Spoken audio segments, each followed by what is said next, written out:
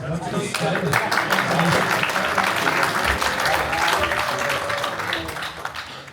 was anticipating this being awkward with people in the front row, and then you guys all sat back there. So thank you. We avoided that. That could have been bad. That would be great. If at least one of you could be up here, I'd appreciate it. Thanks for coming tonight. My name is Ben Munson, so I teach in the UX program. Very fortunate to teach with guys and gals like Andy Overn and Jason Jasperson, Denise Waller, and Stephanie Hyder, two of which couldn't be here tonight because they live way out in the country and got stuck in the storm. So I just want you to know that while I am in charge of this capstone, everyone tonight and tomorrow night, because there's also one tomorrow night at the same time, are just heavily influenced by how everyone kind of across campus. It's a team effort. Also, I want to thank Pete Label and Emily Kimball, Benji, and River for your legacy to the theater space while there's a crazy play going on. So when is the next show? Well, actually, tickets are sold out. It's too late. Sorry, guys. So hopefully you do. Also, thank you to Jen Thompson. She helped us get all the food and everything ready for tonight. And then the last one is Lies Goose, who's sitting over there dealing with audio right now. This guy, everything happens because of him. So thank you, guys. But really quick, I want to get through this part because I want us to just get started. But some of you might be incredibly familiar with Capstone because you just finished, or you're in the middle of it right now. Others of you have no idea what a capstone is. So Capstone is our students' opportunity to work in a self-guided exploratory project for a full year. You kind of realize in education, so I taught high school for a while, that students really struggle when it's their idea and they're in charge. And so what we're seeing tonight is built upon months and months and months and months of trial and error. We forced them to come up with a ridiculous amount of ideas, which they resent us for, and that I think you're very thankful for later. And then through those ideas, they have to figure out what actually matters to them. It's not about us and what we want, it's about what matters to them. And that's just the beginning of it, and then they're going to go make the thing. A theme that you'll hear if you're here tonight and tomorrow night is pivoting. Just the ridiculous amount of hurdles and things that happen that they have to continually overcome. And it amazes me that I equate it to mountain climbing a lot of times. If you knew ahead of time how much suffering and pain and struggle it was going to take to endure the thing that you're about to take, no one would actually do it. But here we are, they did it, and man, is it totally worth it. So just want to say thank you again tonight. Really proud of the students sitting in the audience. Tomorrow night as well, 7 p.m., but let's focus on the 5 students we got in front of us tonight. So I'm going to go around upstairs and start the showcase, and we'll see you afterwards for Q&A. Thank you.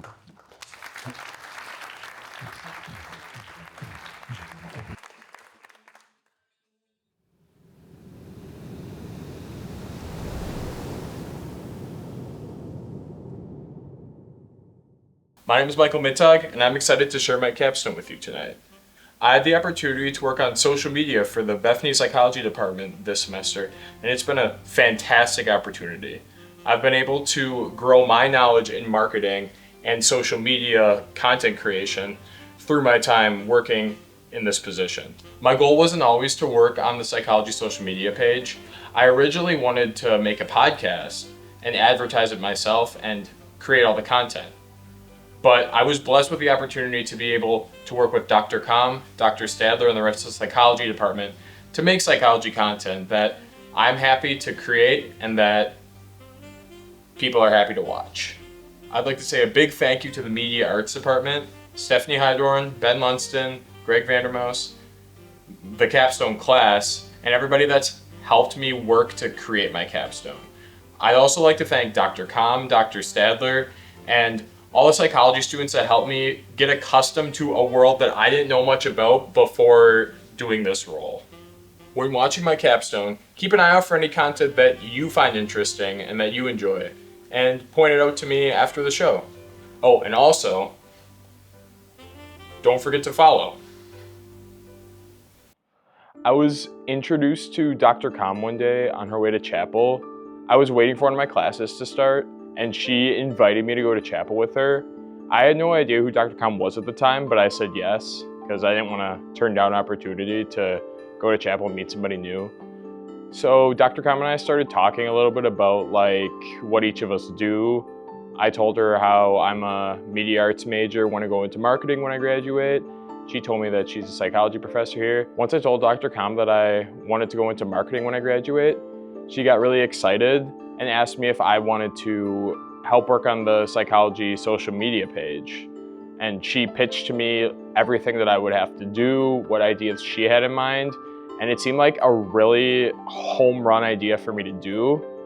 The only problem was at the time I had my other capstone, my original capstone that I was working on, which was a sports podcast with Bethany students. So last semester in the fall, I had really felt we needed to do more within our department to market. So one day on my way to chapel, I passed by Michael and I said, "Hey, would you like to go to chapel with me?" So Michael immediately, much to my delight, stood up and said yes, he'd accompany me to chapel. So we walk over to chapel, chatting the whole time, great conversation. What do you do? What do you do? Along the way, asking him what he does and what his plans were for the future, I learned that Michael is in the media arts program and was getting ready for a capstone. To which then the light bulb went on for me. Would you be interested in taking this kind of nebulous project on? It has a concrete goal of I really want to promote our program to students who have never heard of Bethany. So after consideration and asking some of my professors, I decided to switch to doing the psychology social media page.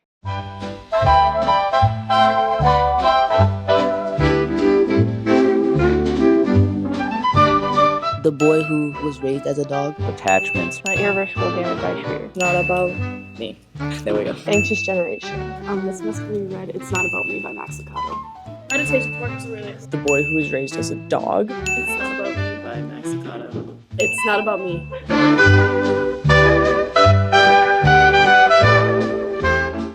So I manage both the LinkedIn page and the Instagram page, but really just like the social media for psychology.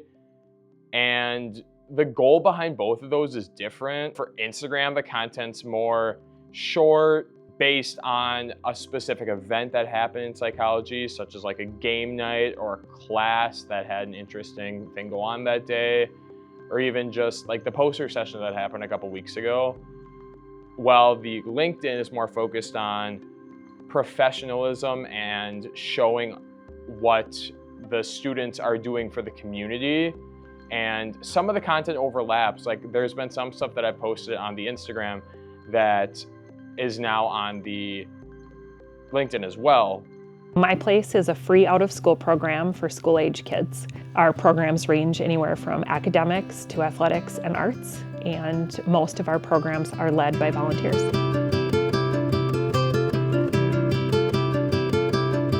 Each semester, we get the support from anywhere from 40 to 60 student volunteers. They have been a game changer for us. I was a bit nervous at the start because I had no idea what it was. But once I got there and like the first day I got thrown into everything, I loved it. It was very enjoyable for me and I was able to like make connections with the kids. And I really enjoyed it afterwards. It was really awesome to be able to spend time with these kids and hopefully give them an opportunity to change their lives a little bit, because they've been through so much and these kids really deserve someone who's actually going to be there for them and sit with them and talk to them. At the end of the very first time that I volunteered, I realized just how cool of an opportunity it is to be there for these kids who kind of need that role model that I can offer, not only as a psychology student, but as a Christian man. I was able to understand different backgrounds. So I don't necessarily come from a very diverse community, and so being able to be there with a wide variety of different kids and then learn from them, as long as learning how to adapt and understand their needs and then also help them with them as well. Having kids be a part of someone's life who's different than them is really critical. And I often think about everything we do should be mutually beneficial. When a student volunteers here, I don't want us to just be the taker as the nonprofit. It's also about them and what they get from it. And whether they plan on working with kids or not, I hope that working with the kids that we serve changes their lives. So the main idea with the social media account is to spread more awareness of what's going on in Bethany Psychology, just getting content out there about what's going on with psychology events and showing what the classes are like, so that maybe people who are interested in learning more about psychology can take a glimpse into what it's like and consider being more of a part of the psychology program at Bethany. What's the difference between a myelinated and an unmyelinated neuron? Well, myelinated neurons have a fatty covering called a myelin sheath that surrounds the axon. These sheaths provide a benefit to the neuron by speeding up the action potential and reducing the energy that is needed, because the action potential only needs to be generated in the gaps between the myelin. In an unmyelinated axon, the action potential has to be generated at every segment, so it takes longer and requires more energy. In this demo, the stress ball is the action potential, and each person represents a segment of the axon.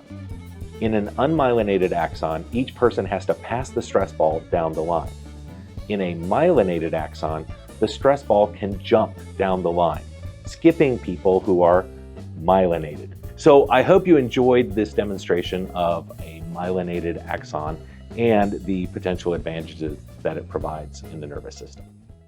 Next for the social media page after I'm gone is I was able to mentor the next person that's going to be taking it over. The idea with this whole program is to continue it going after I'm graduated, to sort of teach people how to work on social media, to have that skill to make social media content, and to work with people, work with real people, not always on a computer. Having that life skill is super important, and that's a thing that I have especially learned doing this. I look forward to the day when a student coming to visit campus or a student contacting me online says that their first touch point with our program was one of the posts that we've created. That's when I know that we will have been a success. I think it's important to push yourself to do things that you might not be fully comfortable with. And I wasn't necessarily comfortable going into doing social media for a page and a program that I didn't know much about, but it really taught me a lot about myself and about my creative style. And I definitely would not have wanted to do it any differently, especially with all I've gained from this experience. So it's been fantastic for that.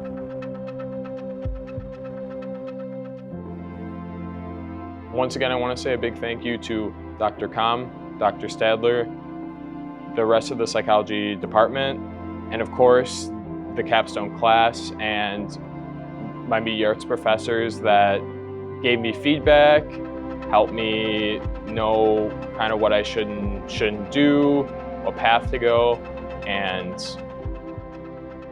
helped me through the process.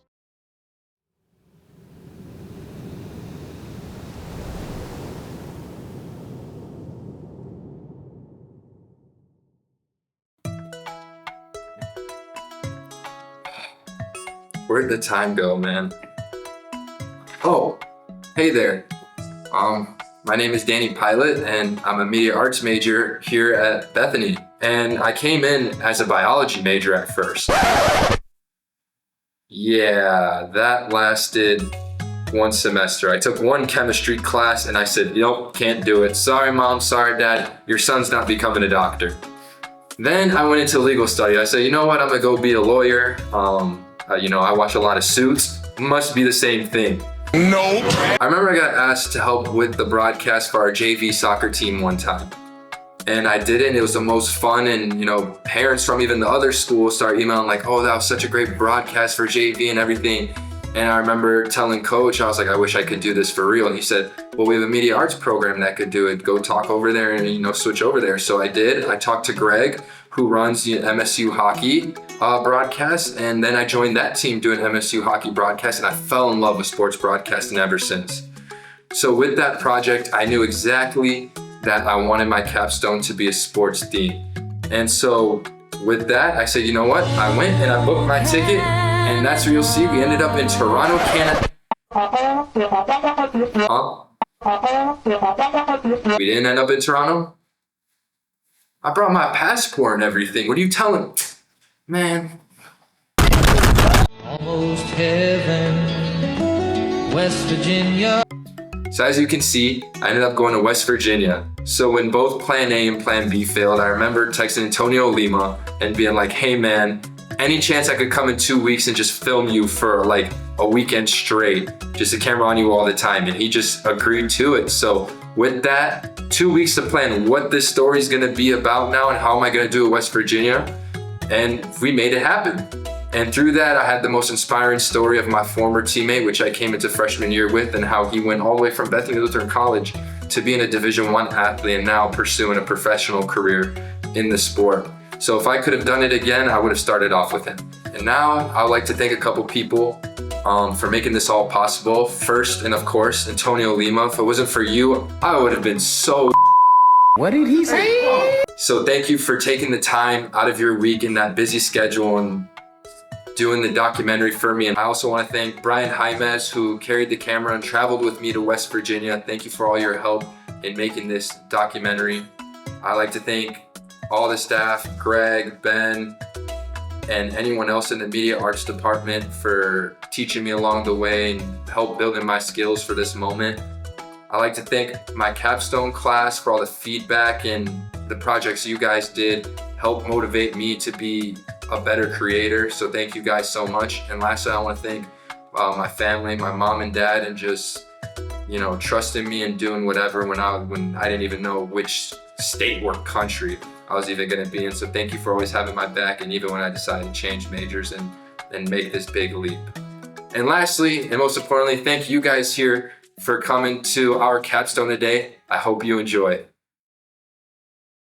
Knowing that, yes, I'm at the one social media show that I'm doing good, but deep down you always have the fear that you also cannot accomplish the goal, and that's something for sure that scares me, because it's always what I dream of, you know. It's always I always feel that my purpose in life is to play, and if I don't accomplish that, which it's not gonna happen because I will, it scares me.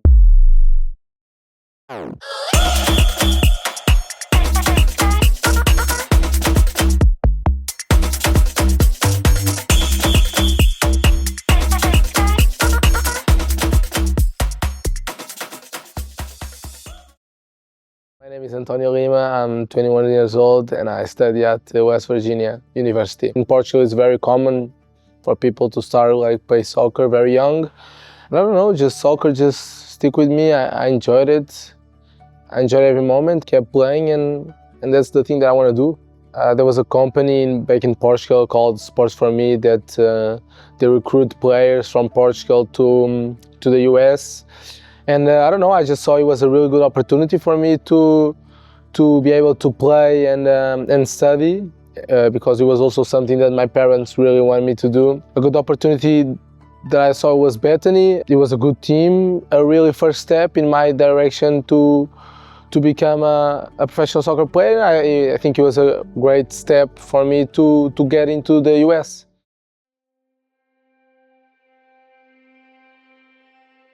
I take from Bethany is that sometimes losses can be wins at the same time. Even though we didn't at the time accomplish the goal of being superior, I would say that made me for sure a guy that is gonna fight even more for the goals, because one of the things that I most regret at Bethany is not accomplish the victory, don't giving the regular season and don't winning tournaments. And for sure that was the hardest thing for me, but at the same time it was the thing that when I left it stuck out with me until today. And for sure, I don't know, everything that I'll do, I think about that moment and I don't want to be on that moment again. I don't want to go back and regret the pass that I didn't make on that game. I don't know, I want to win, and that's something that stuck out with me since that day that we lost, and that's something that I always will keep with me for sure in my professional and in my normal life. And then I transferred to Franklin Pierce in New Hampshire, and yeah, it was another chapter. So my thoughts, I was just feeling like nervous, I was feeling a lot of anxiety, and but yeah, at the same time I was prepared for the challenge. I wanted to start as soon as possible, as the same as Bethany, because I knew that it was the next step for me to accomplish my goal and my dream. The sun setting on a beautiful Thursday evening here in the Tar Heels State as we turn our sights to our first men's semifinal. Welcome to the 2023 Division II Men's Soccer Championship. My coach called me and said, "Lima, you're going to play as a striker now?" And I was like, it was the first time ever that he mentioned it, not even in practices or nothing like that. I never like played as a striker. I was always like a 10 or kind of like winger kind of. And he called me and said, "Lima, you're going to play as a striker now?" And I was super surprised because, I mean, like, you never had a conversation about it. You never like imagined playing that position, and we were like tied on a semi-final game, and you put me as a striker. I mean, I got into the field and I don't know, Parafici just put on a cross, perfect cross. I just followed the ball and jumped and scored that goal, and I don't know, it was just so many emotions that I felt right after I headed the ball. It was just, I wanted to run, I wanted to do everything, you know, and also it was my mom's birthday. She went to watch the game, so it was meaningful, you know, because I mean, she went to watch the game and I made that goal, you know, semi-final, give the 3-2, give the goal winner, and I mean, I was in paradise, and for sure it will be something that I will never forget. Winning everything was actually something that it was more than just winning, you know. It was, I don't know, deep down I also wanted to celebrate with the people in Bethany, because I was only able to succeed in Franklin Pierce thanks to the Bethany people, thanks to them. And why I remember as soon as I won the national title, I remember calling everyone. It was just like we were winning that, you know. It was just not just me, but we. That day I accomplished the 4 titles, the national title. Was also thanks to the loss against Superior. It was also thanks to the experience, everything that I've been through in Bethany, you know, and going from not winning and winning everything. It was also thanks to them, and that's why in that moment, I mean, it was just like, it was everyone won outside. I decided with no doubts that he was going to be West Virginia, that I was going to finish my college career, and yeah, it was going to be at West Virginia that I was going to succeed, and yeah, I couldn't wait to sign it and start the next chapter again at D1.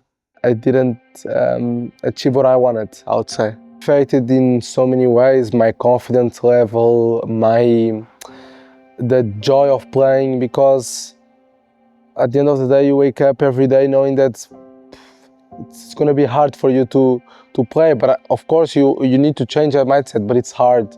I kept playing, I kept practicing, I always try to get the confidence back, but I mean, it was hard, you know. It's hard, and but it's part of the game. I was always saying to myself that it's part of the game. It happens. Maybe tomorrow you're gonna have your chance.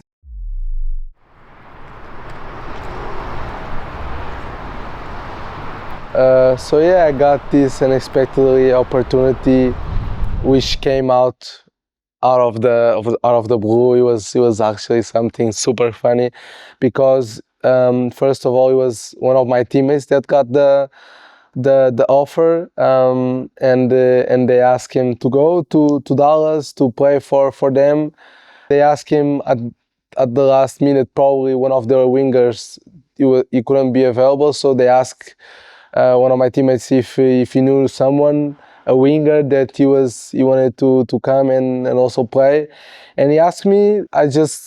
It was one of the moments, I would say, it was one of the moments that I understood that life is about opportunities, and opportunities come and go, and you need to grab them. And at that moment, I grabbed that opportunity, didn't even thought twice. So I called my dad and I said, Dad, I'm going. Start the game. I was getting my confidence levels back. I was start touching the ball, playing in my position and playing as a left winger. I felt that I was back, and it's like I said, the things start flowing.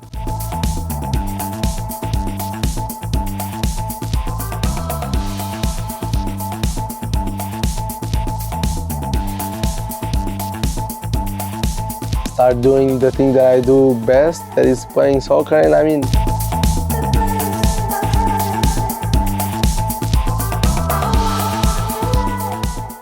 it was just insane knowing that I was not only doing what I know that I am capable of, but also doing in front of Patrice Evra, which is also something that a lot of people wish and want to be in that position. And for sure it was something that I will never forget. And also like Patrice Evra telling me also, Lima, do this type of things, Lima, you're doing well, like saying those type of things while I'm playing was also really important. And at the end of the game, him coming to me and saying that he was really proud. I was a baller, I was a good player also. It's those little things mean the world to me, because I mean, he accomplished everything he wanted, and a guy like that saying to me that I'm also I'm a good player. It gives you something, Honestly, I cannot describe it, but it gives you something, and for sure, he gave me the confidence back, and it was just again an opportunity that came out of nothing, and now I'm having everything thanks to that little opportunity, and for sure was something that I thank to God that happened, because wow, it was something really special. And yeah, I hope I influence people by chasing their dreams, because at the end of the day, I prove to everyone that D3 players from D3 can easily play for D1 if they have the thing. They can play for D1. They need to change a lot of stuff. They need to change their mindset. They need to work 10 times harder, but it's possible. And for especially players that maybe don't have the help or think that they might think that it's impossible, it's not. And I'm a proof of that, because one day you are at D3 and the next day you might be at D1, and it's totally possible. And for sure that's something that I would hope people would look at that and realize that it's not impossible. Seeing if it stopped the win, wishing that you really stopped the kid. Or you feeling like everybody. When they see me on headlines, I don't wanna hear a call from anybody. Let's go, cause listen, this right here, there really ain't nothing to it. Was once a kid on the sidelines, now see me out making moves. Back up. Oh. Yeah, maybe we don't do it here. Yeah, we got that camera. Like, just go slow.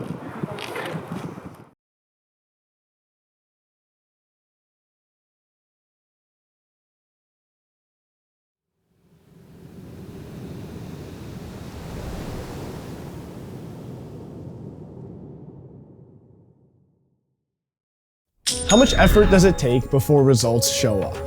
Back in high school, my dream was to be a full-time content creator. After posting 2,000 times on Instagram and seeing some success on YouTube, I thought my dream was finally coming to fruition. I couldn't have been more wrong. I was burning out fast. As college drew near, I kept questioning whether or not content creation was something I wanted to keep up with beyond high school. So the year before heading to college for media production, I quit. Hey everyone, I'm Luke Haines, and I eventually did come back to creating content, just not in the way I had originally expected. Back in the day, I wanted to be that on-camera personality, but now I love staying behind the scenes as I specialize in advanced video editing and motion graphics. First, I just want to give a huge thanks to all of the amazing media professors I've had here at Bethany. Ben Lunston, Stephanie Hydorn, Amanda Quist, Andy Overn, Jason Jasperson, and Greg Vandermus. Each and every one of you has pushed me farther than what I originally thought possible. To Brett, my wonderful fiance, thank you for always being there with me through the highs and lows of this project. I love you, and I pray that God blesses our future together. I want to say thank you to my parents for always supporting me in all that I do and letting me travel to another state to go to college. I don't say this enough, but I miss you guys a lot. Looking back on this capstone, I can confidently say that the end result isn't what matters, but rather all the steps taken along the way. So without further ado, here's the unseen story of how consistent effort compounds over time.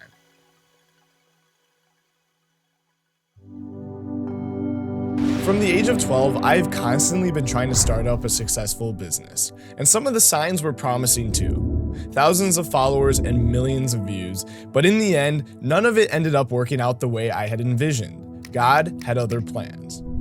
In fact, there have been 6 businesses that I have attempted to create, and in each of them, the skills that I learned compound over time. Each business that I started has one thing in common, and in fact, every single business needs this, and that's marketing. Specifically, content marketing. In a digital age, there's a constant need for daily posts, weekly videos, and monthly advertisements. Creating content, in a way, is similar to creating a business. Both involve using the gifts that God has given you to create something that has not existed before. And like anything in life, they both come with their own unique set of challenges. I didn't know much when I was brand new to college, walking through the halls of an unfamiliar place, but one thing became very apparent to me. I was surrounding myself with a group of very talented individuals. After watching the graduating class's final media arts projects, I was heavily inspired by everything I saw. One project stood out to me in particular, and that was the Minnesota State Division I hockey hype video. I was in awe after watching that video. I could not believe how good it was, and it actually filled me with a little bit of anxiety because I wanted to create that video one day if I had the opportunity, but I had no idea how I would ever be able to replicate such a high quality video. But I had to start somewhere. Enter Tyler, Dan, Noah, and Matthew. These are some friends I met at college through media arts, and they're some of the most talented people I know. We would all have varying interests, but we would come together to create some of the most fun and high quality work together. It was because of these projects that we would all grow in our areas of expertise. As for my specialty, I didn't realize this until coming to college and meeting these friends and taking some classes, but I do not enjoy holding a camera. In fact, I don't even like films and movies as much as some of my classmates do. Rather, I love the challenging nature of editing complex videos, making them look polished and professional. It was like the final piece of a complicated puzzle. VFX, motion graphics, grabbing people's attention. After focusing solely on this niche of video editing, slowly but surely I was turning my love for the game into a viable career path.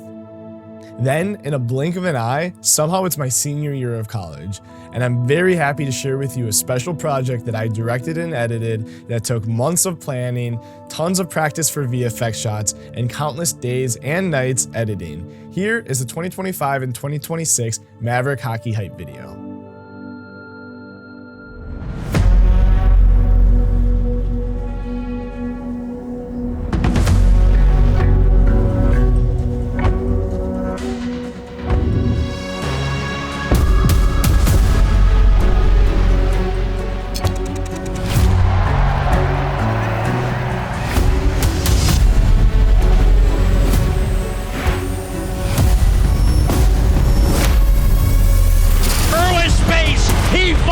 Scores! Minnesota State! 13 minutes into the frame, Lemire wires it to Benincasa, who scores in the slot! Zetterberg around, Benincasa fires, he scores!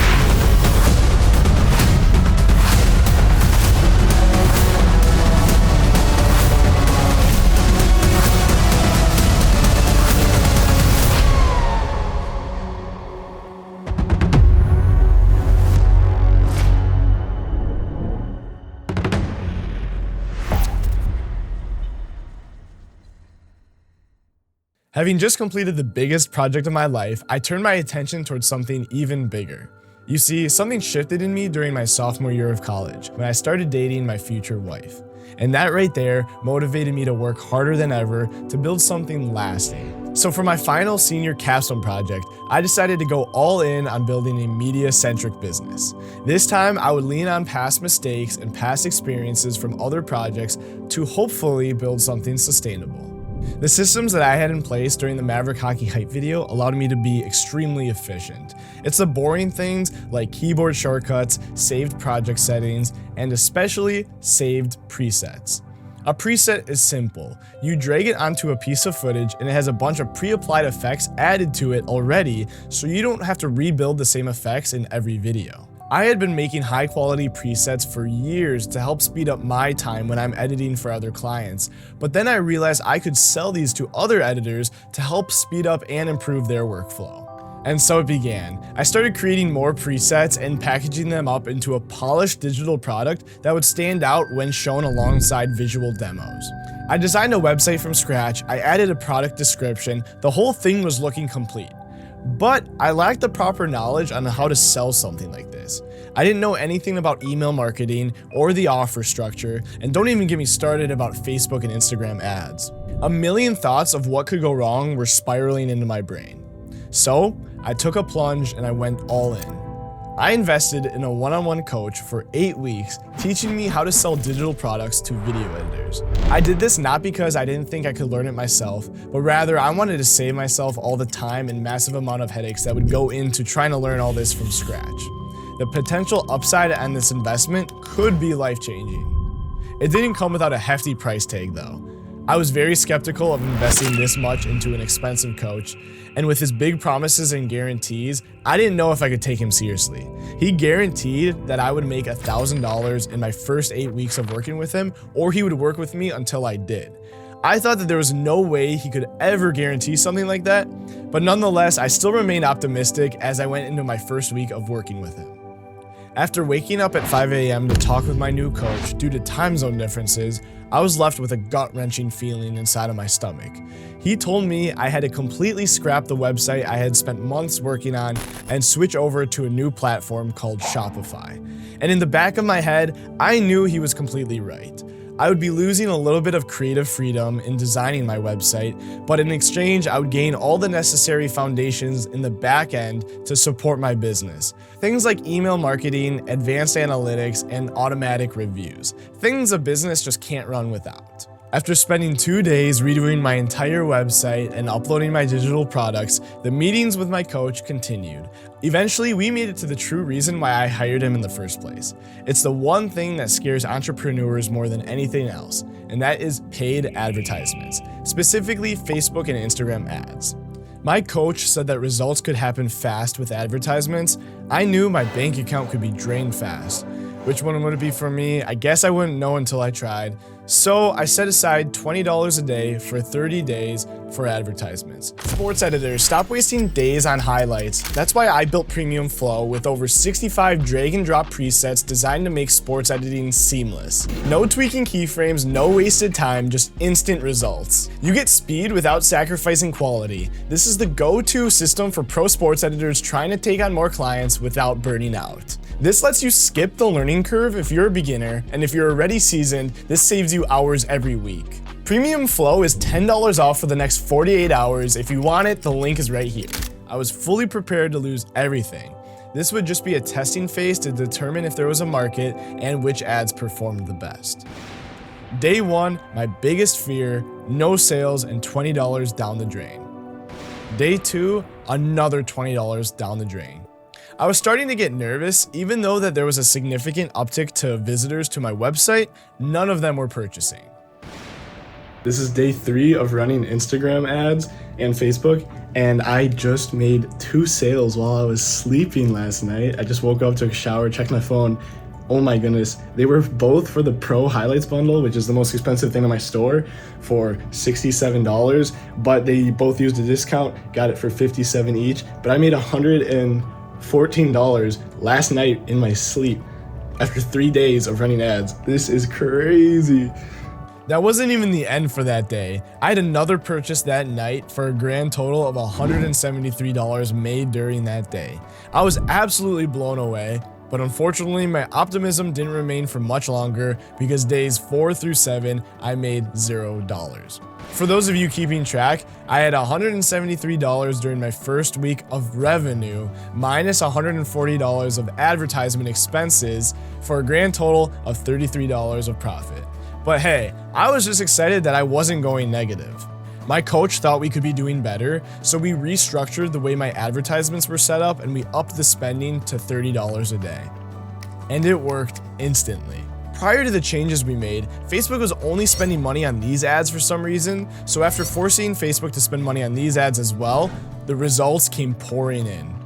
On February 23rd, 2026, only 24 days after making my first sale, I had officially reached that $1,000 mark. I'm not gonna lie, my expectations were completely surpassed. I could not believe what I was seeing.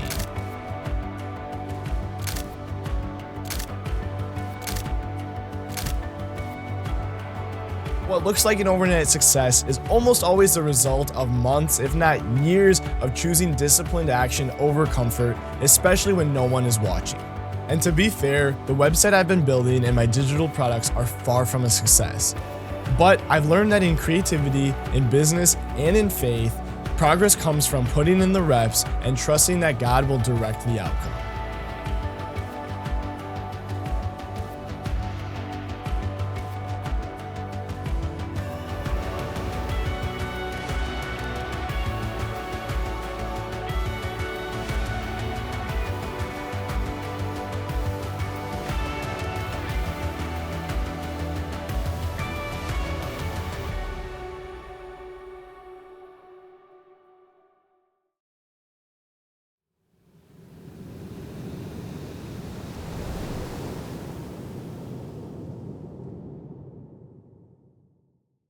Hey, I'm Ryan. I just want to give a quick shout out to my dad. Hey Dad, I hope you're doing well. We're here now, so that's good. So when I first came to Bethany, I kind of knew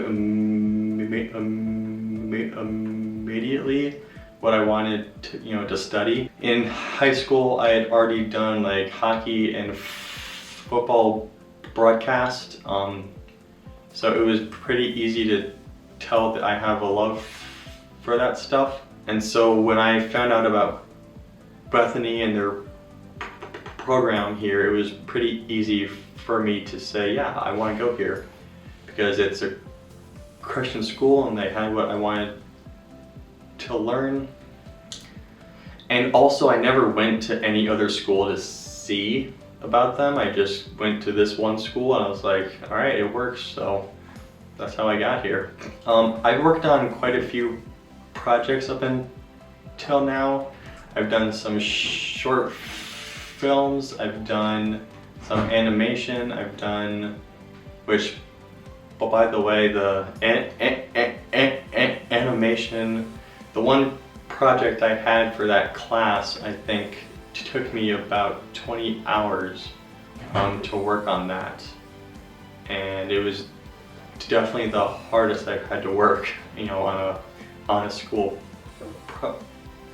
project. But I learned to be patient, so that's good. I've made some movies. The one you're seeing right now is a short film that I made with my brother, and we kind of just decided one day to just make a movie, so we did. And it took us probably like 3 hours, and I like how it turned out. So I remember once in high school, I actually even made a Spanish parody of Revenge of the Sith, and you're seeing that right now, and I had a lot of fun with that too. No, tu vas morir. And so I've always loved, to do this stuff. And when I found out that we had the MSU hockey broadcast, I was like, all right, heck yeah. And so I was on board, and that's what I want to do professionally, as well as do like hockey broadcasting, so I've gotten a lot of good experience and it's been a lot of fun. Initially, for my capstone, I wanted to do something hockey related, obviously big hockey guy. And so I was gonna do like an MSU hype kind of idea, but thanks to Andy Overn, he helped me to kind of see that I wanted to do a project that was a little more meaningful. And I'm a Christian, so I was like, okay, what if I did like an ad for my church? And so I got to thinking about that, and I was like, all right, I think I'm gonna do this. So I decided in the end to do an ad for my church. And that's what you'll see here in a sec. And I like how it turned out. I think it's gonna be great. And so I'll let you guys get on to watching the capstones. Just want to give all the glory to God and say thank you to my family and my friends for supporting me, and I think it's gonna be great. So have a good one, and I'll see you next time. All right, we're rolling.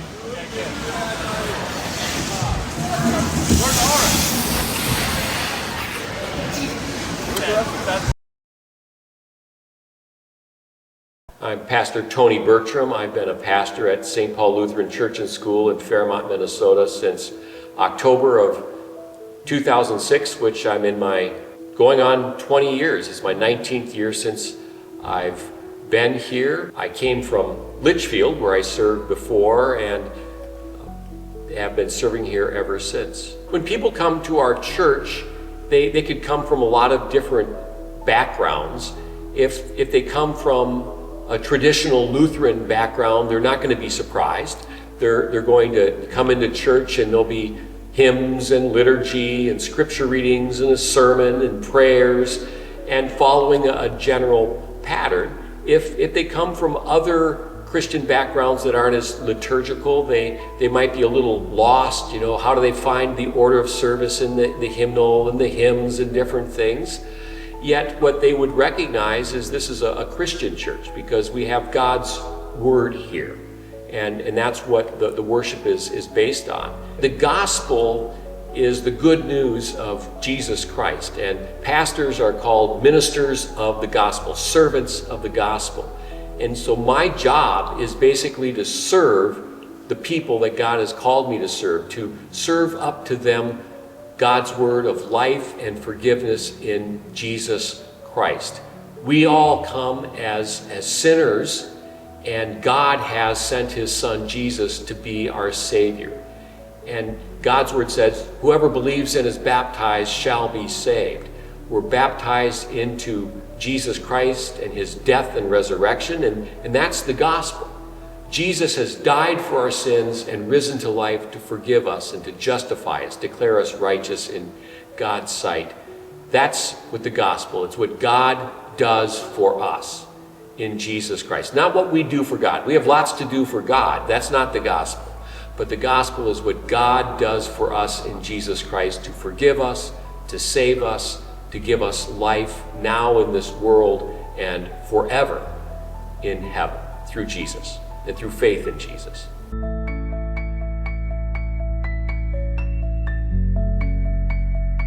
The church is the family of God, the community of believers that gather together around God's word and sacraments. And that community is made up of all ages, from the smallest, youngest infant who's baptized and brought into the church to the members that are old, and currently our oldest member is 103 going on 104. Is it 104 going on 105?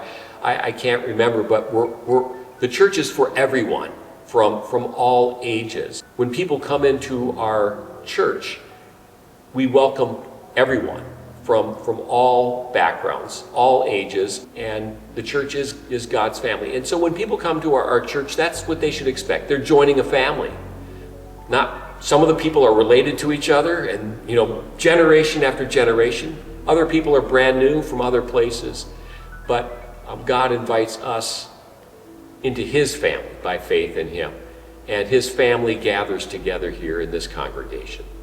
People who think they don't belong in church because they're not good enough, what I would say to them is, you're right. You're not good enough. I'm not good enough. No one's good enough, but God is.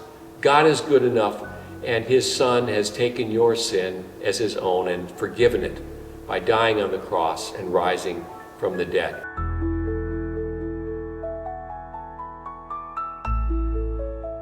Probably something I haven't talked enough about our church is our school. We have preschool through 6th grade, and then our junior high moves over to Martin Luther High School now in 7th and 8th grade, and then 9th through 12th if they choose. Our congregation has a great blessing of a school. The Lutheran school teachers, about half of the school is our own members, and the other half are members from other churches in the area, some of them Lutheran, some of them not. But it's a wonderful part of our congregation. We are St. Paul Lutheran Church and school. You cut off the school, about half of us it's missing. And it's been a real blessing. It's brought young families into the congregation. It's helped us reach out into the community. And each and every day we get that contact of school day with those children. They come and they sing in church once in a while. We have programs, we have sports, we have all kinds of things that other schools have, but a real special part of our congregation is our school. One of the things about churches is sort of a warmth or a reaching out, a welcoming atmosphere. And one of the things that I think is absolutely amazing was as a pastor coming into this congregation, that the day I showed up, the people loved me. And they had no reason to. All they had was a name, really, and a face. Yet the people of this church loved me and my family and welcomed me from the first day I was here. And this has continued ever since. I haven't given them reasons to love me necessarily, yet because I'm their pastor, they love me and they care for me. And I think that is also the attitude of the congregation. What I think makes it special is the people have the ability to love people and to welcome them with that. We struggle with that. We have our best friends, we have our families and things like that. But that really is the essence of Christianity and being Christians, is as we love our neighbor as ourselves, we don't say, well, what have you done for me lately? But I'm here to love you, and you're here to love me, and I think that makes this congregation special. It's special to me, and I've seen that with others in the congregation. They say, why do people do that for me? Well, they love you. That's who they are, and that's what they want to do, and it's made a huge impact on me and my family and on a lot of other people in the congregation.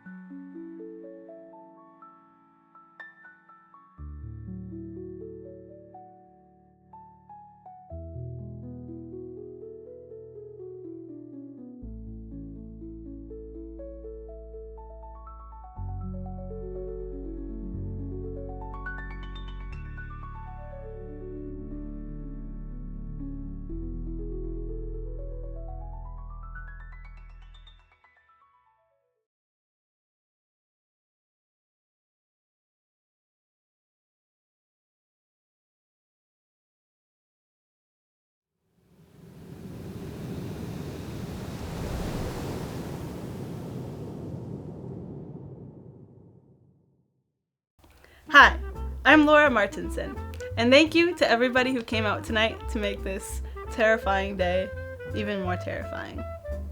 But for the first time, we're gonna get real reactions and all the support from the people we love and some strangers, so that's exciting. In terms of Bethany, I'm a media arts major with an emphasis in photography. I'm a mother to 2 cats, Stuart and Matilda. I'm a wife to my extremely handsome husband, Nick.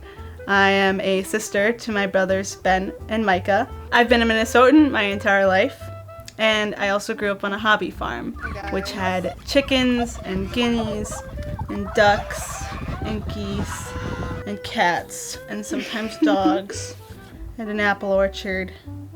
Regardless, it was a really fun time, and I loved being a farm kid.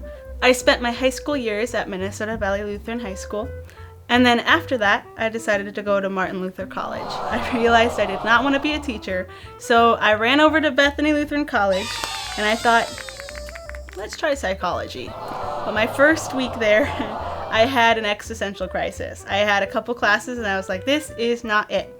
So I ran over to my professor, Ben Lunston's office, who had also been my former art teacher in high school, and I told him about it. And at the end of that talk, I was enrolled in a photography class.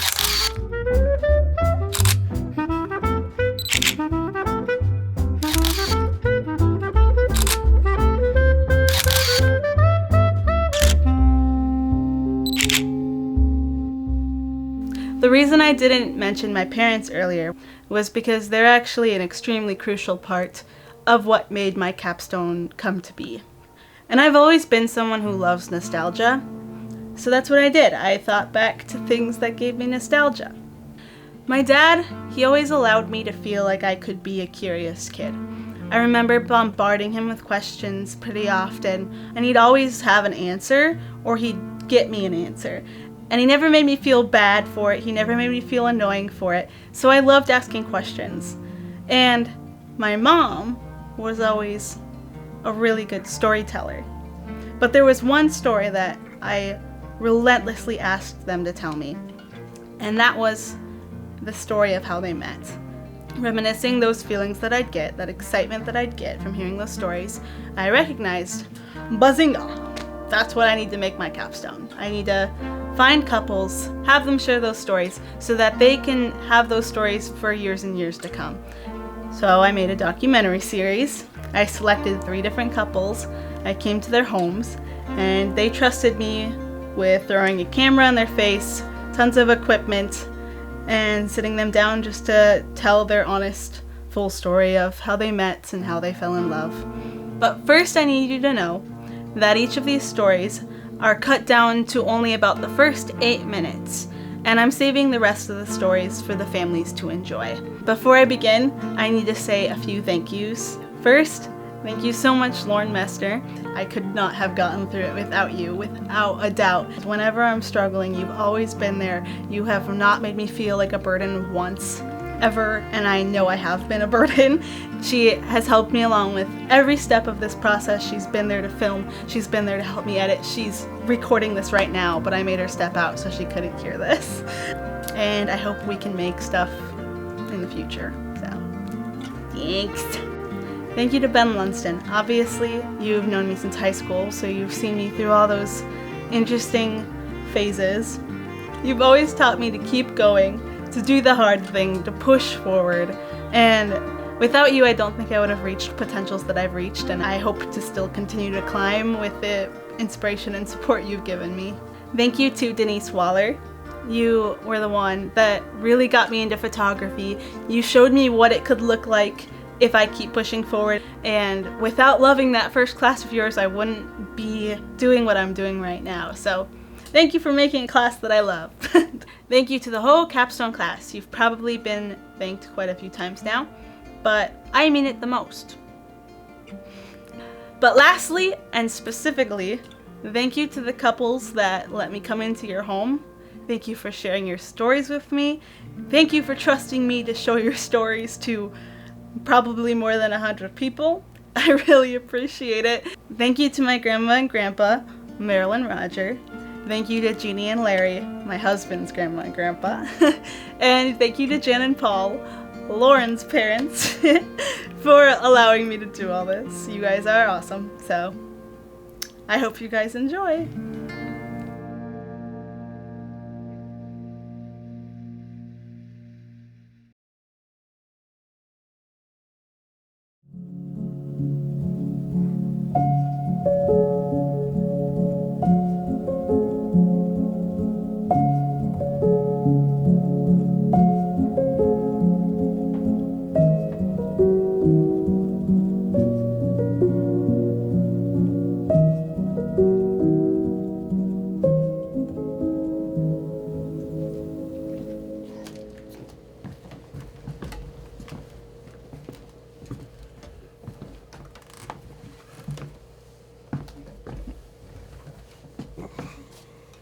My name is Meryl Shirkey.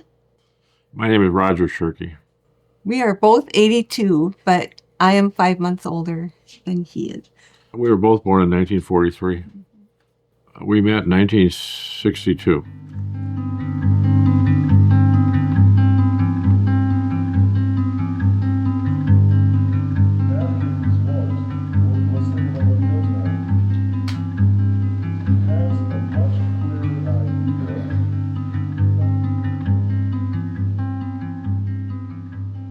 It happened in evening hours. I believe it was in the spring of the year, was it not? And I had a friend who had a brand new Chevrolet Impala. We were out trying to pick up girls, basically, what it boils down to. So we were driving down the street, and I had a come-on line, which was where's whatchamacallit street? And so we were driving by that corner when Meryl was mailing a letter to her boyfriend. And as I was walking back to the dorm, I saw this car full of guys pull up to the curb and ask me something. So I walked over to see what it was, and first thing he said was, "What's your name?" So I told him my first name, and well, where do you live? And I said, up in the dorm, up on the hill at Mankato State. He says, "Oh, you want to ride?" And I said, "No, I don't know you. I don't want to ride. Nice to meet you. Goodbye," you know.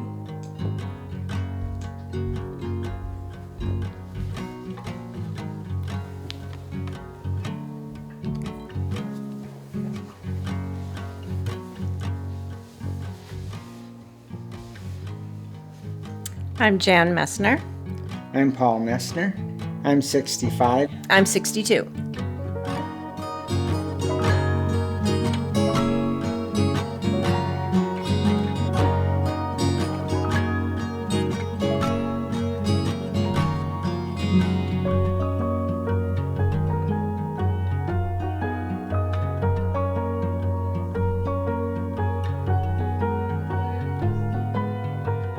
So I grew up in Columbia Heights. It's a northeast suburb of Minneapolis, and I never even heard of Winthrop. And around 1984, I was going to college and working part-time at a sign company, and one day somebody came in and she introduced herself as Jolene Messner, and she said she was the new receptionist there. So we got to be good friends. So one time I said, "Hey, I'd love to go to Winthrop and, see where you grew up." She's like, "Great, how about this weekend?"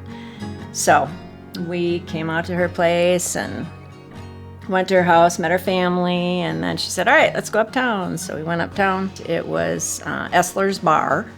It's where they all met, and she introduced me to everyone. She said, "Hey, here comes my cousin Paul with his girlfriend. I want you to meet him." And he walked into the bar, and I looked at him, and I thought, yeah, I really want to meet him. Well, I grew up in Winthrop, Lafayette area my whole life. So when I met Jan walking into the bar with my girlfriend at the time, Jolene introduced me to her, and I thought, well, she seems very nice. She's pretty. And I thought to myself, yeah, I wouldn't mind getting to know her. The side note is that at the time, Jan didn't know this, but it was pretty much that relationship that I had with this gal was on the way out. I just felt in my heart that this isn't going to go any place.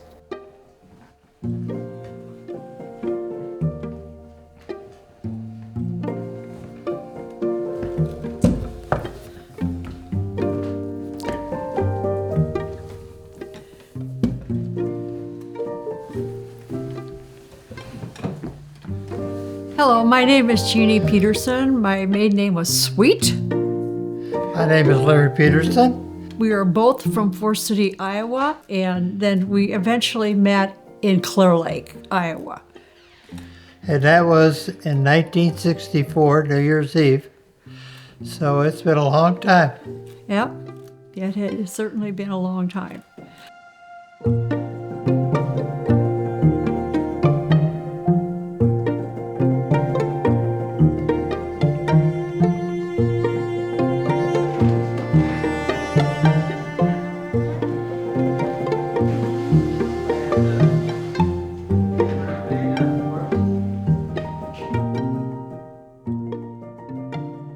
There's a place called the Surf Ballroom in Clear Lake that's very famous. A lot of musicians have played there. We were young, and the surf had teen dances.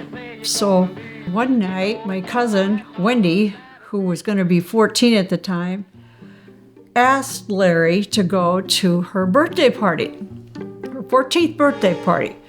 So my mom took Dean and I over for the party, and I remember getting out of the car, walking up and seeing this pretty girl at the window looking at me.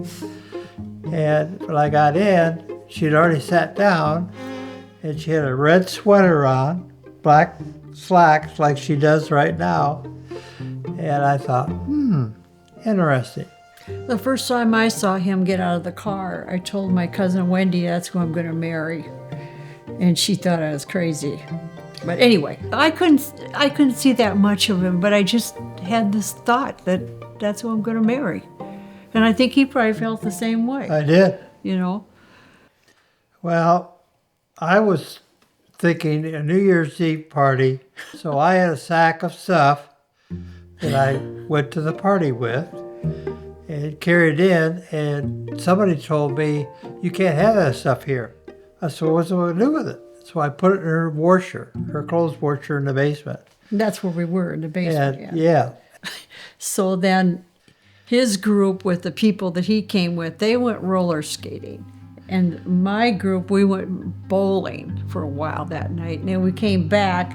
And later on, I asked her to dance, and we went from there. Before he left, he came over and kissed me, and I was going, holy smokes. Like when I told this to Ella and Maggie one night, our grandchildren, they said, you let him kiss you on the first night? The interesting thing is, the next morning he came to the dorm, buzzed my room. At that time, they would only buzz your room twice if there was somebody waiting for you downstairs, so I didn't know who it was. So I went down and I met him, and he asked me to go for a walk, and we got to know each other. I recall it a little differently. She refused to go for a walk with me for several visits. Well, Yeah. that's what I recall. That's what I recall. And then finally she did, and we went down to Minneopa Park. And there was a large tree that had fallen over the stream. And so I talked her into crawling out of the tree and sitting on the tree over the stream. I know that on that tree, I kissed her for the first time. That I do recall. Yeah, But, it was a very good kiss. okay. It developed into a relationship, not immediately, but with time. So. He traveled to California with a friend to become a star. He was going to sing and become famous, but it didn't work out. Sorry. But on his way out, he drove through the mountains, and he sent me a letter saying, I know there's a God. I've been in the mountains, and it's just so obvious. And I thought, wow, that's really nice. That drew me closer to him. And when he got back, he started coming to my house, and we'd go out on dates. After that summer, we both ended up at the University of Minnesota. I was in the dorm again, and he was in an apartment. You were in an apartment. And Call it that. A room. A room. a room. So he called a couple times to make a date, and I said, well, I already have plans. So finally, a friend of his called me and said, he's not going to call you again unless you go out with him, because he's getting tired of you telling him no. So I said, well, just tell him to call me one more time. So he did call, and we went out finally, and we dated the whole 3 years that we were there. We hung out with his friends. I was kind of like one of the guys, you know, hanging around with them, and we'd just go downtown and goof off. Their family had a cabin in Lake Hubert up by Nisswa. I would drive up there in my old beat-up cars and go visit her. Barely get there and back.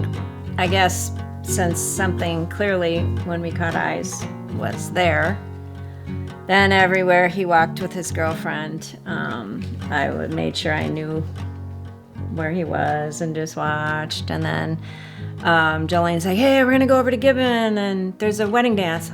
I was like, a wedding dance? I don't know these people. Oh no, you just pay at the door and everybody goes to these people's wedding dances. And I thought that was so strange. But we're gonna go. And so, okay, paid our money and went in, and there I saw Paul again with his girlfriend sitting. So his girlfriend got up and went to the bathroom, and then he asked me to dance. So we danced and we danced and we danced, and then she came out of the bathroom and we kept dancing and dancing, and I thought, well, all right.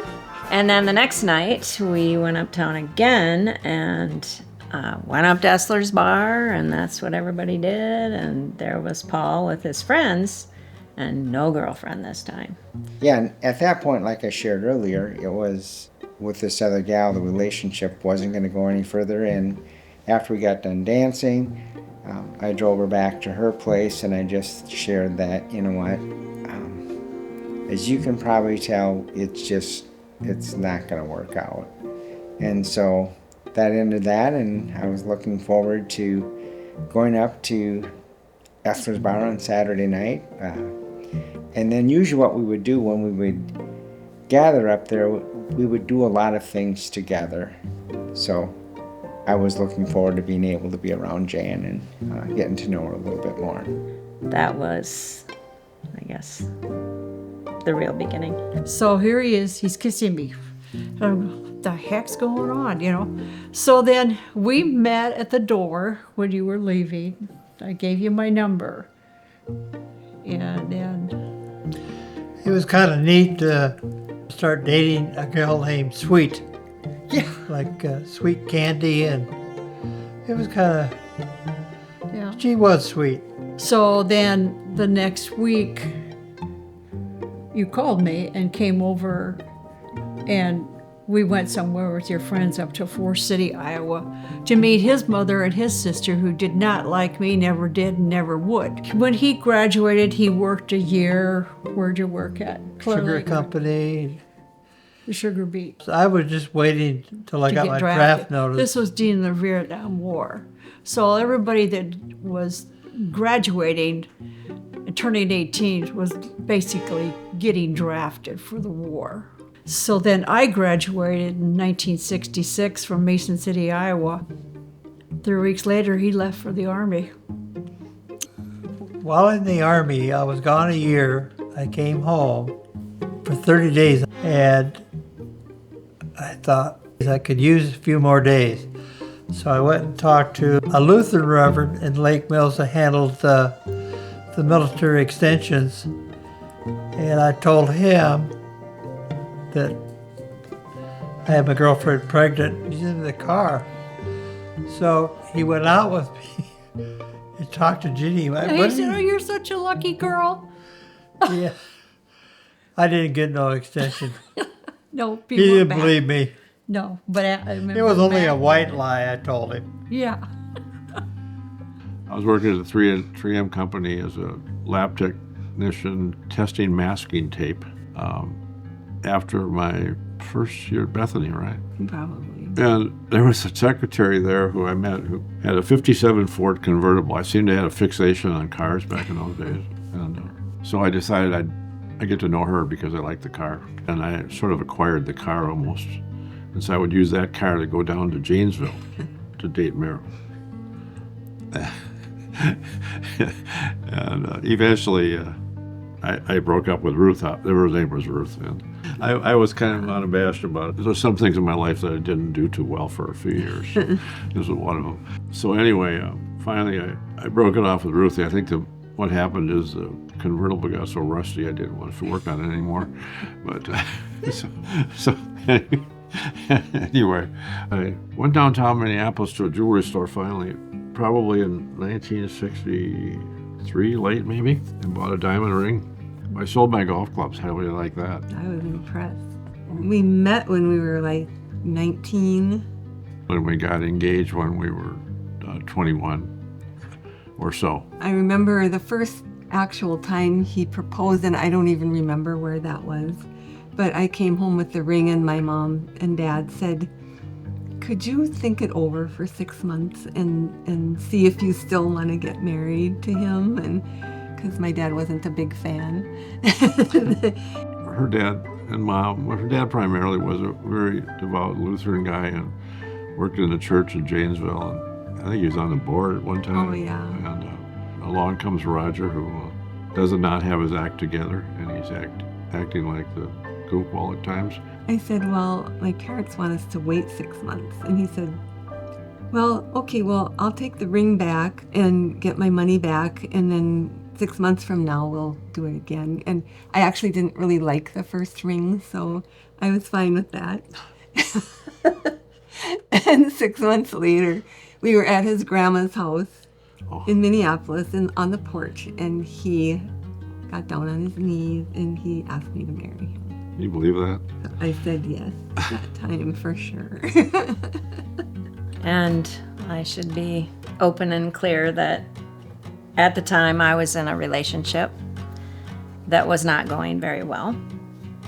But it was more long-term and probably much more serious, but it was not in a good place. When we were there that weekend, someone invited me to come back to Winthrop for a wedding. I believe it was Jolene's cousin. So I came back to the wedding like a couple months later, and Paul was there again. Jolene had also brought me to her church, and she said Paul went to the church, so I was hoping I'd see him at church. Everywhere we went, I was just hoping. Then eventually I did break up with my boyfriend. We did, like Paul said, we did a lot of things together. And we'd go to someone's house, we'd play cards, we'd go, I don't know, watch movies, or whatever we did together. It always seemed like we made sure that we sat by one another. And one time I overheard someone saying, "Oh no, that's Paul's girl." And I was like... Which I never told anybody that. Really? She was my girl. Then I went home, and then I just did my life up in the cities, and they were out here. And so when I thought, oh, Paul's girl, I didn't know I was Paul's girl. I'd like to be Paul's girl, but the next night, or the next time we came, then Jolene and I made this big plan. We were gonna just do our own thing. So we went uptown, said hi to everybody, and then we left. And I guess so at that point, I was like, Jan, wait a minute. This is not what we normally do. It really made me think about, do I like her more than just occasionally getting together, socializing, and enjoying our time together, or is there something deeper here? But along the way, it seemed like, just even in my own heart, that it's not going to work. It doesn't seem right. There was a lot of things in my life that, first of all, God wasn't first, but the other part of that is it came to a point where I really needed to sort that out. And so when she said, Jolene said, well, we're going to do our own thing tonight, it was like, that really made me think. And I thought, well, maybe there's something more here then. From that point, you know, like Jan was saying, we would kind of get together when she would come out, and we'd be together, and then we would, she would go back to the cities, I would go back to just normal living around here. At that point, it was like, I really do think there is something more here. What'd you do over there? I drove semi. I hauled from ammunition to food, clothing. Germany was a pretty country. I got home, needed a place, need some money. So I went to work for Winnebago Industries, and Jeannie just hated that I went there. Well, the reason being is that he could have went to school on the GI Bill. But his dad hauled him out of bed the first Monday he was home and took him to Winnebago. But it's a growing company, and I worked hard. It was good to me. I'm glad I stayed there. And 44 years. 44 years. Never missed any work. In between that, when he came home from the Army in July, I was living in Iowa City with some friends of mine. I rode the bus from Iowa City home to Mason City, Iowa, every weekend, and then that's where we got engaged in the bus station. I got in the car and he basically threw my ring at me. We were not doing really well. He bought a house uptown at the bar in Garner from his uncle for $6,000 before we got married, and it was a dump. But a nice dump. Huh? But it was a nice dump. Okay.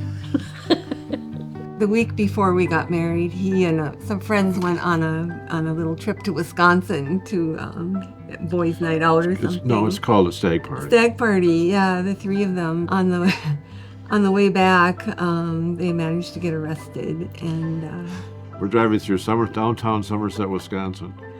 The three of us, Chuck and George and I in the car. It's our 1962 Corvair Mazda.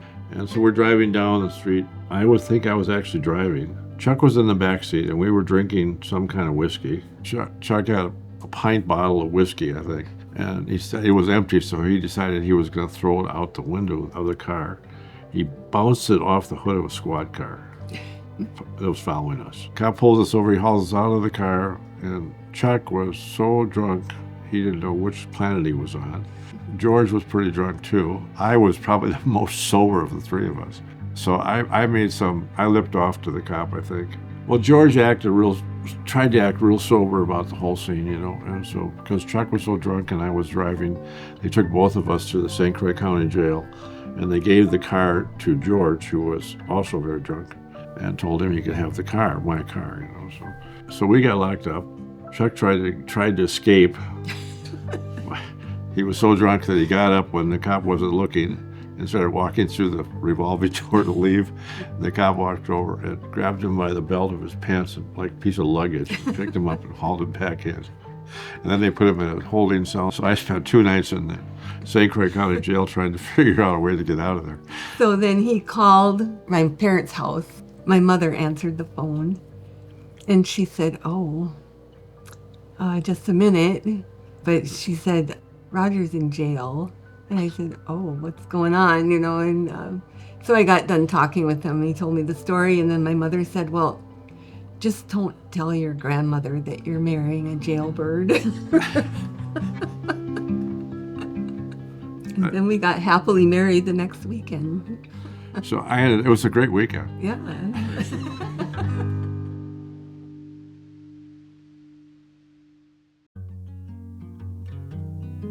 He called me out of the blue, had not called me before, and he said, I would like to talk to you. And I'm wondering if you could come out this weekend and talk. And at the time I was thinking, I think I want to talk to you too. Like, this is too convenient for you. I was thinking, I'm only good enough when I come out on the weekend. And so I was going to tell him, that I didn't like that, or that wasn't going to work. You were going or to tell something. me that this is over. This is over, I guess. Yeah, that's what I was going to say.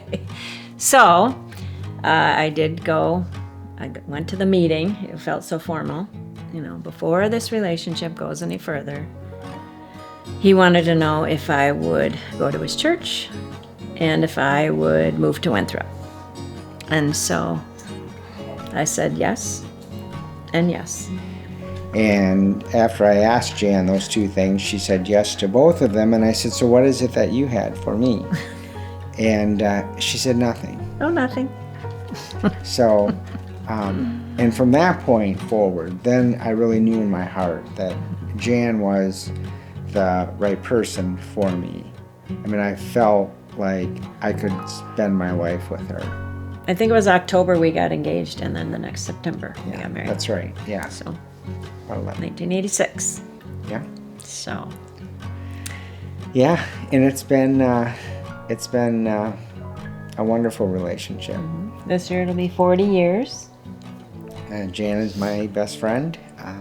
We continue to love each other, and my love for her, and like I often have told her, I said the flame in my heart still hasn't gone out. So.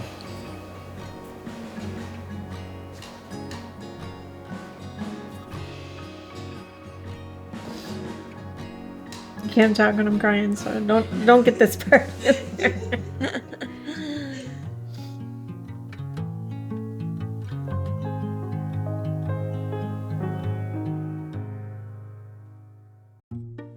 But anyway, so we planned the wedding, and my mother kind of did the way she wanted it to do, and that's the way it was. When we got married, it was at the First Congregational Church in Mason City, Iowa, 2:30 in the afternoon, and it lasted exactly 13 minutes. Spent our honeymoon in a pickup camper in Manly, Iowa, and we had toast and eggs and orange juice that night in the camper. And then the next day we went up to Minnesota for a few days, and it was pretty up there. Of just being together, what matters, and we were together. We were together, but nobody liked it. I mean, my stepdad, before I walked down the aisle to get married, we were standing in the aisle. He was holding my arm, and he said, "You don't have to do this." Then I'm going, okay, now's a nice time to tell me that. But we did. And we had a lot of interference from our families that caused major problems in our lives, right? But we were meant to be together. Yep. Born in the same room, same hospital. Yep.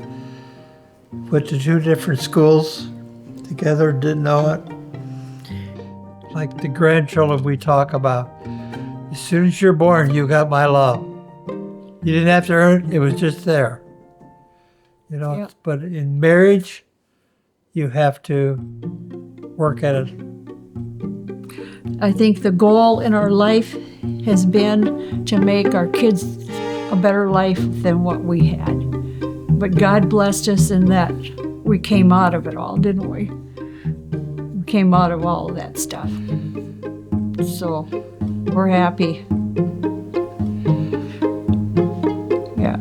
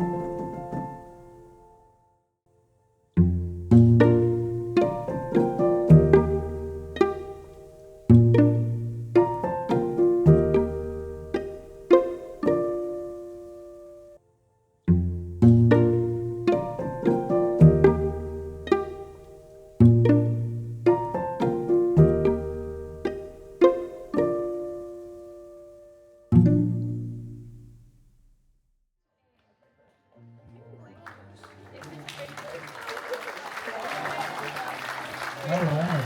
So people are going to do a short little Q&A quick. So they're going to get set up here. Why don't you guys come on up? Ooh, maybe they're coming already. While they're getting set, a couple of things. One, let's hear it for Luke, who won a crystal pillar for that Minnesota Hike.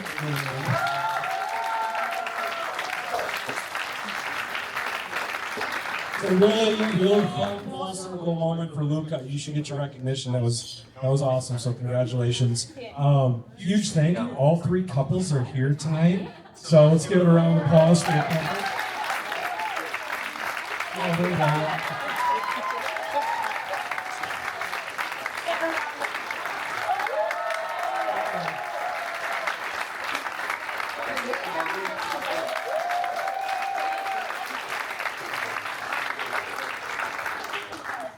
Are you guys getting your chairs? Yeah, you're in charge. You're in charge of your chairs. They might need some help, guys. Mason's on it.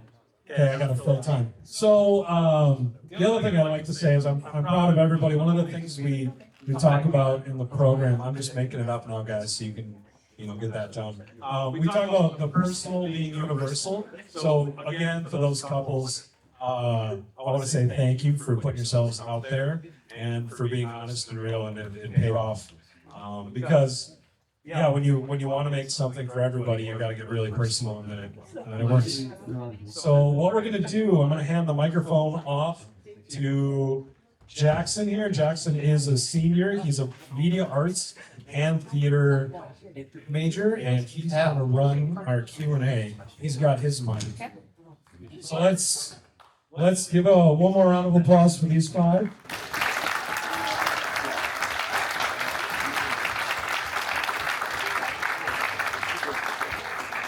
Okay, so that's fun. So I'm Jackson. I'm gonna be leading the question and answer portion for these 5. So how that's gonna work is I'm gonna ask a general question for all 5 of them. It's a really weird echoey thing happening right now. Sorry about that. But while I ask that, I'm gonna have you guys think of some questions that you may have for them, whether it's all 5, whether it's specifics for various projects, things like that. If not, I'll just keep it going because I have a bunch that I have for them. But then, yeah, after that, we'll get you guys out of here because, tornadoes. That's rats. Oh, yeah, that too. Great. We love that. Okay, so you guys can think of questions for right now. I'm going to get the ball rolling here. So first and foremost, Capstone is a class.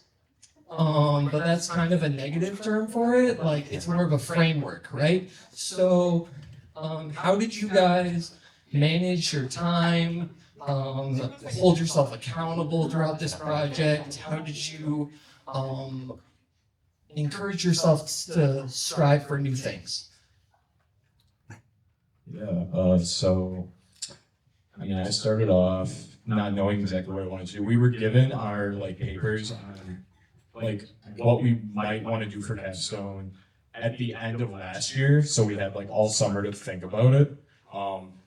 And I thought about it, but, I still wasn't sure. And like I said in my video, I wanted to make, a podcast.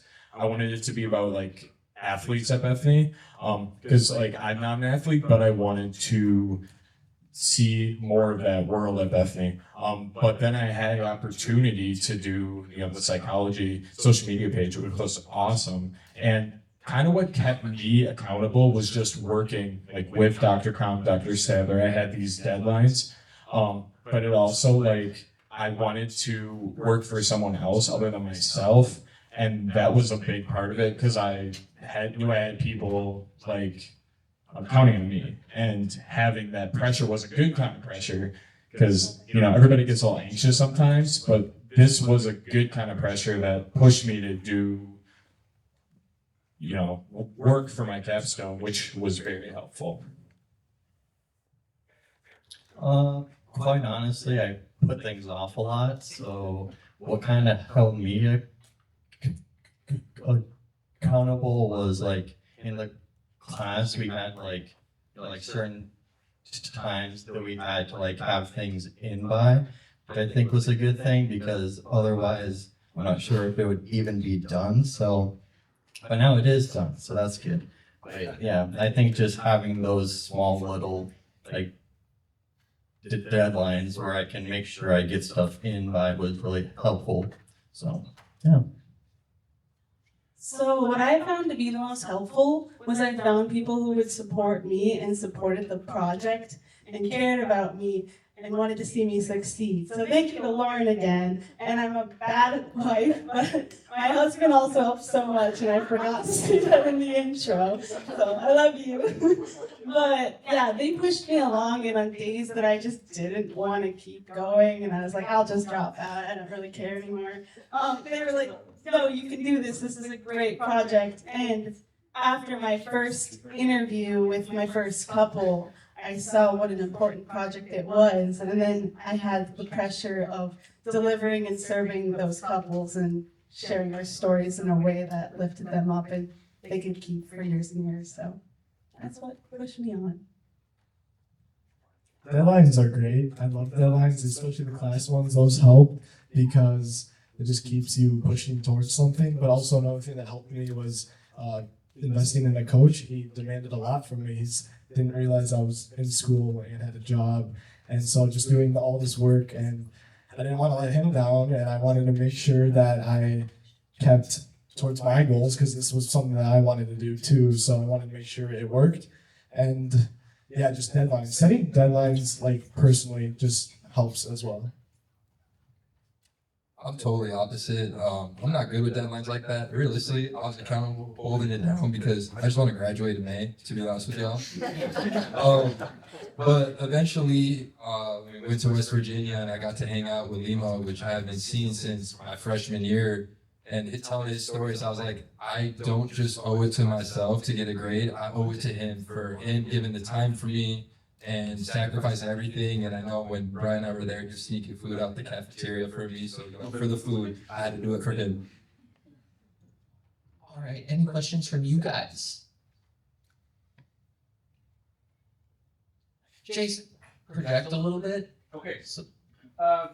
Interview strategies. A lot of people are asking questions or getting content out of people.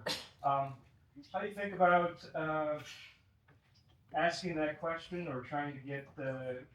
Do you think you're trying to get a particular thing? Are you steering them, or otherwise? I know me, it was like half and half. So I went to Ben and I asked him like for some questions I can ask. So that was just to let him free ball, but I kind of asked specific just so I can kind of make out a story. Because, you know, in making a documentary, you're not fully just going off random vibes. You kind of want him to steer away. So it was a little bit half and half. So, I mean, that's the best way I put it. For me, I scripted out my whole thing, but that was a learning process because I realized quickly I was not a natural writer, and I got a lot of feedback on just telling my story, and it was very bland at first. But then thanks to Ben Lunston, he helped me make a story out of what I was trying to say, and it went through 4 or 5 revisions of writing multiple pages in Google Docs, but that helped get the story across. Okay, so I was the total opposite from these two. I didn't want to steer, as you said, Jason. What I did was at each interview, I had a relative of the couple there. So Lauren was with her parents, my mom was with her parents, and then Nick was with his grandparents. And I knew from the beginning, I just wanted to say, okay, tell me how you met. And I didn't know what to expect when I sat down with Jeannie and Larry for the first time. I said, okay, so tell me how you met. And we ended up going for about an hour, and I found out their entire life story up until like the current time. And that was really exciting because the whole time I was there, I was enjoying it so much. And that was when I realized there wasn't enough in just that first meeting. I would be missing so much of the bigger picture if I stopped there. So I guess I just let them do what they wanted to do. And Meryl and Roger talked for 3 hours. And so I just had to like edit it down and make it work, and it worked out. But you guys only saw 8 minutes. They'll get to see the rest. Yeah, so I kind of knew ahead of time like what I wanted my pastor to talk about. Like I just kind of wrote down like the questions that I had. I wouldn't say I tried to like steer him, but like I kind of did because I knew what I wanted him to say. I think he did a good job with this, so it was good, you know.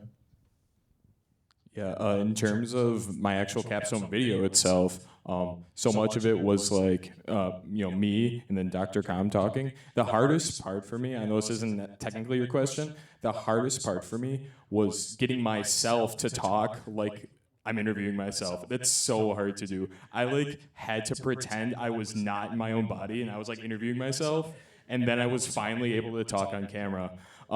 But in terms of like interviewing other people, like a lot of my content was interviewing other people, and through that I kind of learned like to sort of help people along if I want to get something out of for a video. I'm usually pretty like I take things as they come when it comes to like answers for questions, but I kind of learned how to like ask better questions and ask more specific questions through that process as well. So yeah. Going off of that a little bit, Michael, what does the idea generation process typically look like for the different reels and things that you were making for the psychology page? Yeah, so it's honestly a team effort, like with Dr. Com, Dr. Stadler, and then Ethan Golshinsky's actually, he's the guy I was talking about that's going to be taking it over next year. And it's kind of like somebody comes up with the idea for what a post is going to look like. And then it comes down to like, breaking it up into other pieces. I don't know that much about psychology, so that's what the psychology professors are able to answer. And then, they might need a little more help with the creative side of it. So I'm able to do the more creative side of it. And then they help me make it more, related to psych, because that's not my specific, the thing I'm best at, because, it's fairly new concept to me, but it's been very important for teaching me how to work with just, people outside of my own circle. Gauging the crowd here. Noah. I guess my question would be for all 5 of you individually, and it would be, how are you able to use this capstone, this experience, in the future in your lives? Is this something that, do you want to do this type of project again right now, next year, or in the future? Or are you just going to use examples of this to branch off into a completely different thing? How will you use this going forward? It's a good question. I mentioned a little bit in my video, I think, but I went into my capstone with the idea I wanted to use it for experience for when I graduate. Like, I can put this in like a reel and say, this is what I did my senior year, this is something that I have the skill to do, and use it to get a job. And I mean, so far, I've already actually applied to places and, used the knowledge I've gotten for that. And that's kind of the idea I went in with going into it, to get that out of it. And I've gotten more out of it than I thought I would, for sure, because, a lot of the things I learned were kind of almost alien concepts to me, and now I feel more knowledgeable just on those topics. I think it would be awesome to do more ads for some churches. I really haven't thought about that, but I guess it would be awesome to to keep on with that. But I also just learned how to manage a project that that I will take on with me. So I think for whatever is next, I guess I know now to not put things off. But yeah. It's funny that you asked that, Noah, because 3 nights ago I was sitting in the suite and I was trying to figure out what to title my capstone. And I was thinking about different symbolisms with trees and the rings that are in trees and how you can see them over time and how it becomes this big trunk that branches off, family trees, stuff like that. And I was researching tree terminology, and I found the word heartwood, which is the very center of a tree, and it's the part that's dead, but it grows over time, and it's the most valuable part of the tree for wood makers. So I got really excited about that, and I was like, oh, heartwood, I should name it that. But then Ben came into the studio, and I was telling him how excited about this project I was, and he's like, what if you made that the name of a company and you kept doing this? And I was like, yes! So I actually want to keep doing exactly this with Lauren Messner. So her and I are going to start a business. Anyways. That's awesome. I've always been starting up little side hustles and everything, and I just wanted to take, if I had a year to take on a full project for a full year, I wanted to make it worthwhile, and that's why for the future I want to keep doing this as a little side hustle, which has been by far the most promising. I did have to stop running ads, and I haven't really made any sales in the past month because I was spending all my time editing the video, but I'll get back to that right after this. This was the first time I did a project all by myself, and I had a lot of fun with it. So I would hope to eventually do something like this again hopefully with athletes. Like I said, I like sports broadcasting. So And it's just something to show, like I said, want to go into sports broadcasting, they can look back like, oh, you don't just do the live games, you do behind the scenes stuff too. Danny, going off of like your future and stuff, like you do play-by-play in color for Bethany Sports. Like, do you plan on maybe adding something like your capstone into what you do for like announcing and analytics and stuff? Wow, we getting deep over here. I do my research. I appreciate it. Wow. Yeah, I would like to put this in with what I do, and I think it's important. You know, you hear everyone say it, you just don't want to be I don't know what to say, like just have one skill. I don't want that to be just commentary. I want to show that I can do it all. So I would like to do more stuff like this, like I said before, and just show I can do more than just, talk during live games and, people, like my voice and stuff. No, I'm kidding. I'm messing with y'all. But I would like to do stuff like this and show I could do more than just that. I have a question for Luke now. So when assembling your like preset bundles and stuff, were there any that you decided to keep for yourself? Like, this is mine, I spent so much time working on this that no one else can have it? Or like, how did the selection process for that work? That's a good question. No, there's still some that I haven't sold yet, but I want to put them into a bundle. And the reason for that is because presets aren't what's going to make someone a really good video editor. It's kind of like the foundation. All the secrets are mostly project by project that each person puts into it. So I'm trying to give it all away, and that's what people respond to the best to as well, when someone's genuinely trying to help them. All right, I got one more question, but before we do that, I just want to thank you guys for coming out tonight to support these five. Tomorrow night at 7 o'clock in this same space, we're going to be doing another one, but for 5 of the people all throughout this area. And then also on Thursday, we have our graphic design capstone at 7 p.m. called Shared Experiences, I believe was the name of that one. And then, yeah, we have snacks out in the lobby, so you can go enjoy some grapes and some cookies and punch and stuff like that. But last question for you 5. What advice do you have for people who are currently involved in a project like this or thinking about starting it in the years to come? Okay, so my experience was I had an idea in the first 3 weeks of Capstone that I was going to do a photography project. And I really quickly lost steam, and I wasn't feeling like it was the right thing. It wasn't big enough or didn't tell enough of a story was my problem. And I got really scared because I was only 3 weeks in, but I was like, oh, I have to stay on this idea. I have to stick to it. I'm out of time.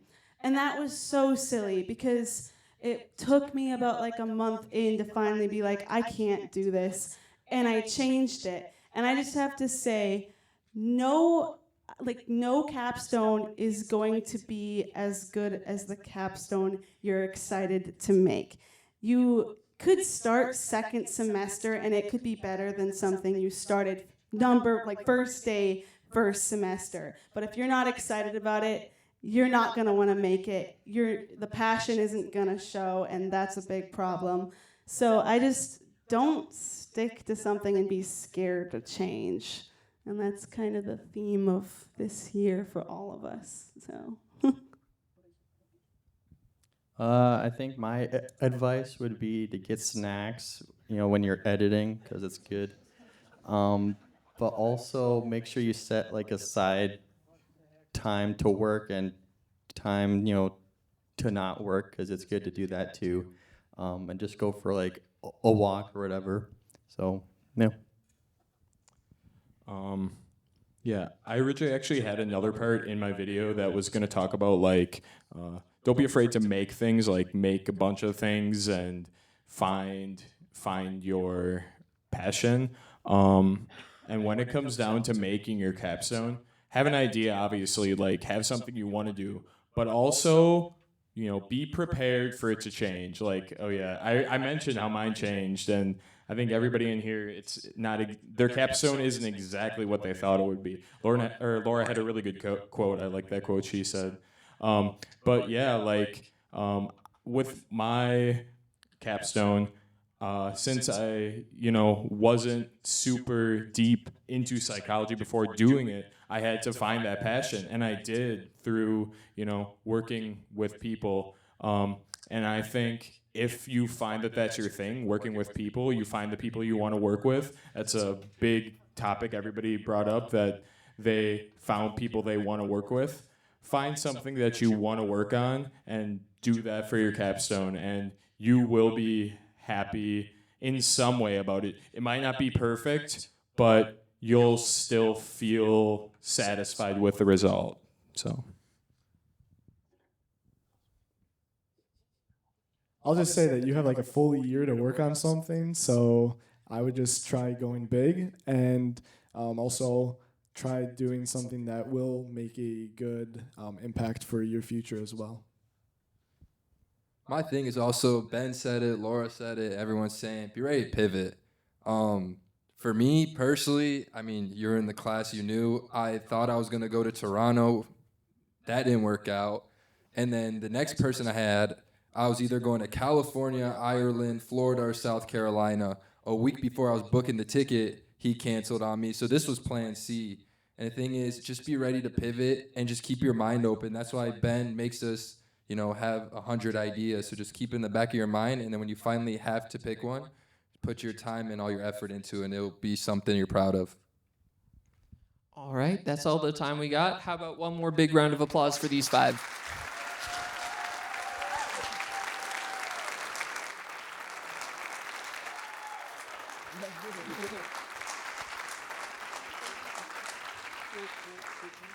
If anyone knows any couples that they want their stories to be captured, I'll be out there, so. All right, go get some food, everybody.